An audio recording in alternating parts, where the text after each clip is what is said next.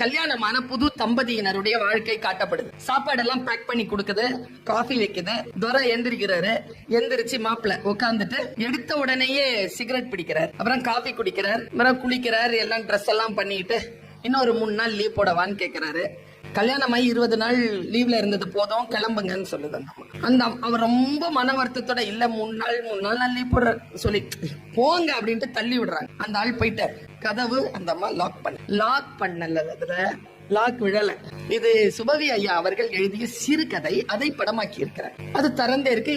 அவர் கீழே போனவரு 2 மாடி கீழே இறங்கி வந்துட்டு மறுபடியும் மேல வர, ஏன்னா அவர் கார் சாவி எடுத்துட்டு வரல. இவன் எங்கன்னு தேடுறாரு.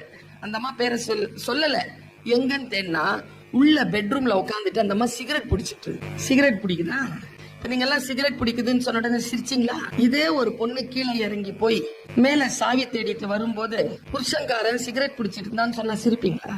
சிரிக்க மாட்டீங்கல்ல. இதுதான் சிறுகதை. அவன் சிகரெட் பிடிச்சது அவன் பார்த்துட்டு பஞ்சாயத்துக்கு அவங்க அம்மாவையும் அவங்க அப்பாவையும் அவங்க அண்ணனையும் கூப்பிட்டுருவார். அட்வைஸ் பண்ணும் போது புருஷன் கிட்ட, அப்பாட்ட, அண்ணன் கிட்ட எல்லாம் கையிலயும் சிகரெட் இருக்கும். அப்புறமா ஒரு அளவுக்கு மேல அவ சொல்லுவா, அவ நினைப்பா, சின்ன வயசுல சிகரெட் பிடிச்ச நான் அதை பார்த்தேன், அப்பா பிடிச்சாரு நான் அதை பார்த்தேன், வீட்டுக்காரனும் 20 நாளா என் முன்னாலேயே பிடிச்சிட்டு இருக்கிறாரு.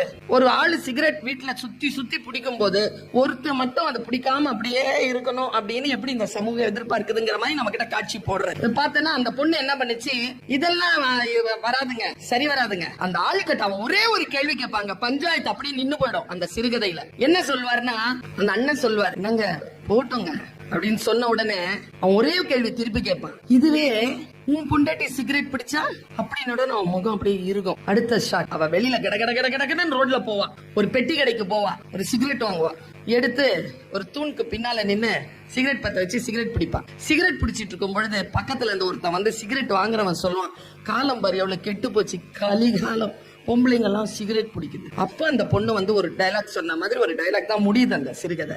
நீ சிகரெட் பிடிச்சா உடல்நல கேடு, நான் பிடிச்சா ஒழுக்க கேடா அப்படின்னு முடியும்.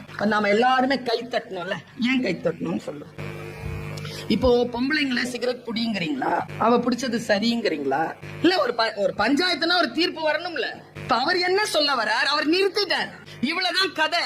அவங்க சிகரெட் பிடிச்சா எப்படி அது சமூக நலக்கேடுன்னு இல்லையோ, நான் பிடிச்சாலும் அது உடல் நலக்கேடுதான், சமூக கேடு இல்லைன்னு ஒரு முடிவுக்கு வர்றது ஒரு வகை. சிகரெட் பிடித்தால் வரும் உடல் நலக்கேடு, அந்த உடல் நலக்கேடு மட்டும் அல்ல விஷயம். 49 விழுக்காடு தான் உடல் நலக்கேடு. யார் சிகரெட் பிடித்தாலும் அது 51 விழுக்காடு சமூக கேடாக வந்து சேரும் என்று யார் நினைத்துக் கொள்கிறோமோ அப்பொழுது இந்த சிறுகதை நமக்கு